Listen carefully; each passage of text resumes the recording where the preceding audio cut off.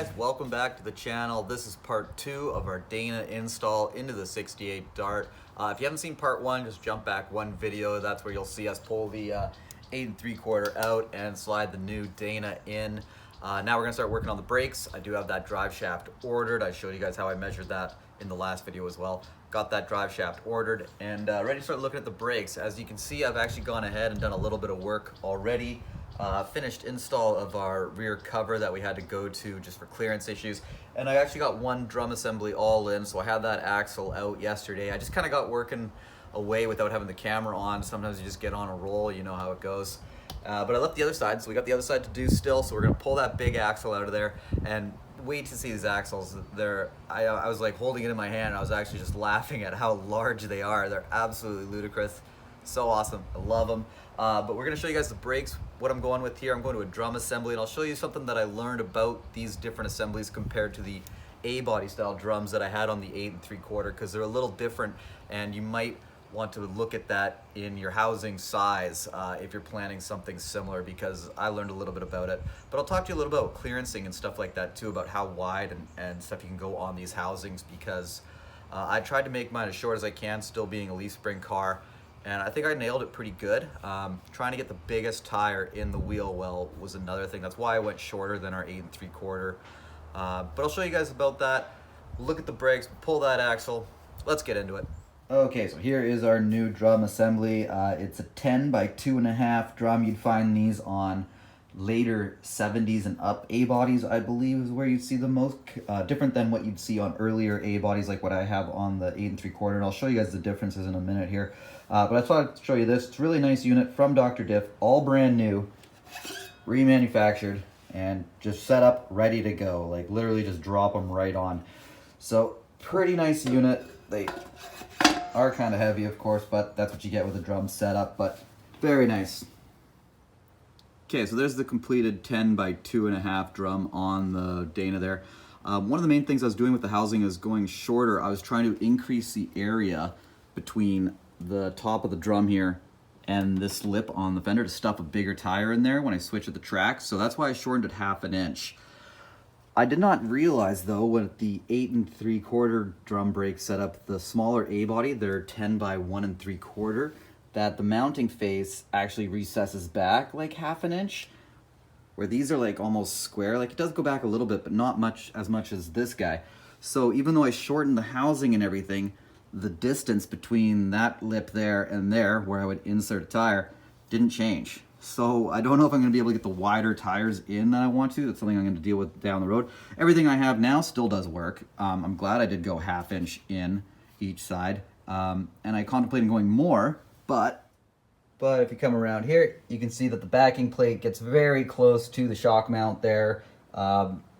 If I went further, you'd want to go another 1/2 inch for wheel size to go to like a 10 inch with a 3.5 back spacing, but then I feel like I'd end up having to grind that guy down in order to stuff it in there, and it would all be very close. So I think that housing size was the right size to go with. Pretty much as short as you can go on a leaf spring car.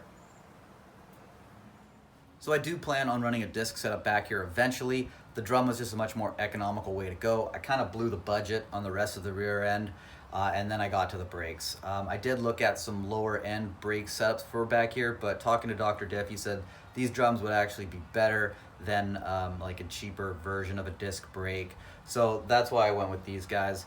And these things are gonna be great until I run like 9 seconds or whatever, right? So we got a little ways to go to get there. But I can use a 1/8 spacer to simulate the rotor thickness, and now this will center a 15 by 10 with a 4-inch back spacing perfectly in my wheel well. Again, my axle flange to axle flange is 49.5 if you want the measurements. So 1/8 spacer, got to get some rims still. Summit's sold out of all the rims I want. So everything I have now will work, so I can just run this one spacer and run everything else I was running. I still got clearance around, but I will get new wheels to fit in there perfectly soon. And so now we're back on the other side, and we'll go ahead and pull this axle out, let you guys take a look at these big 40 splines, and then we can install that other drum assembly. So just got to pull off the bolts off the retainer plate and then yank that guy out of there. Okay, she's unbolted. You guys ready to check these things out? Jet.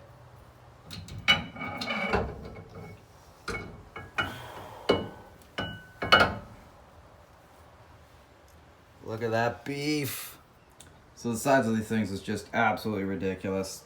Really nice piece, like just look at that. And then you can see it is gun drilled, so it's basically they drill down the center of it to lighten them, and I've heard actually you get some spring tension release on launches with that as well. But just a beautiful piece. I will never break these, ever. So after wrestling with that e-brake for way too long, I'm now ready to reinstall our axles. Just gotta find home in there.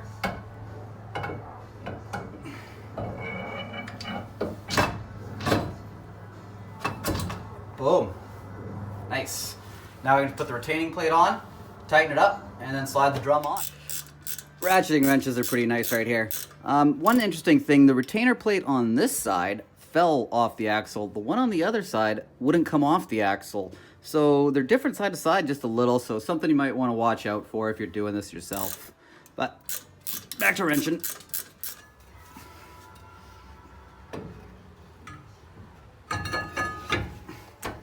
Okay, so that's the two drum assemblies on. I'll probably have to adjust them later on. I'm not going to worry about that right now. I kind of want to move on to the brake lines. So I picked up a bolt to go here. Normally it's a vent bolt, but I do have a vent location over in the center. And so I'm just going to hook up my old brass tee and then make up some new lines. Okay guys, so a couple days later and I've made some more progress here. I got the brake lines all fit up. Got them installed, bled the brakes, sauced the diff, so she was all ready to go, just waiting on the drive shaft.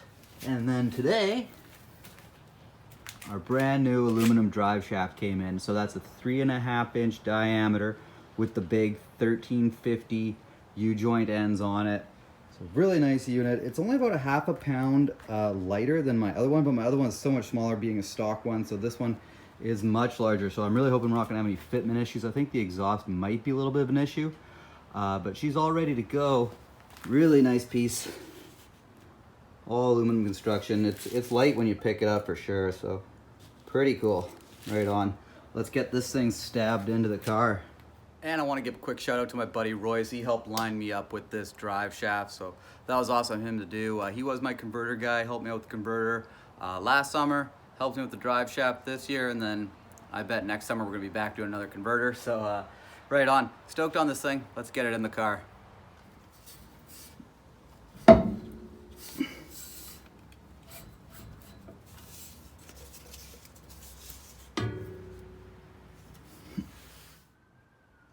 Okay, so definitely looking like we got an interference with this one muffler. I'm going to see if I can just pull it over, maybe tie it up with some mechanic wire, just get it out of the way, and then I can modify it later, because I certainly don't want that rubbing at all. Okay, got that sorted out. I just kind of had to pull the muffler over in that mount a little bit. So I'll make a little dog leg up for that guy to hang it over just like a ½ inch or so more. But I got clearance now, and I got it situated into the differential now, so I can tighten her up and lock her home. Okay, so drive shaft is in now. Everything's got fluid, everything's tightened up, so I can chuck some wheels on this thing and drop her back down. So did you guys think it was going to be that easy? We all should have known better. It wasn't going to be that easy. First rule of hot rodding, nothing fits, nothing is the same. Started putting the wheels on last night, and as I was tightening the wheel, I could see that it was moving around. The drum behind it was moving on the axle. Ended up pulling the drums off, taking a look at them, and realizing that the center bore on the drum was smaller than the brake register on the axle. I'll show you guys what I'm talking about on the other side. I got one tire on now. I've had the problem fixed. I'll get into that here. So here we have the brake register, and here we have it on the drum. So turns out 40 spline gun drilled axles from Strange come with a 3060 register, and Mopar drum brakes are 288. Strange only makes these with this register, and these drums you can only get like this. So I had to take them in, get them machined open to fit that register. Did that today. So now they fit. Now they go square and flat onto those axles. So now we can get the tires on and brake in these gears. So sourcing that problem, I did talk to Dr. Diff, and he kind of helped me put that together, what was going on there. I kind of wish that we caught it earlier. I did buy everything from him, but Strange didn't even tell him. He did request the proper size register on the axle. Strange doesn't do it, and they just didn't say anything. So one of those things you got to deal with. I do want to give a thanks to Chris Foreman at Foreman Machining. He's the guy who machined those out for me. Great guy. If you need some machining, check him out. But let's get these wheels on, get this thing out of the garage.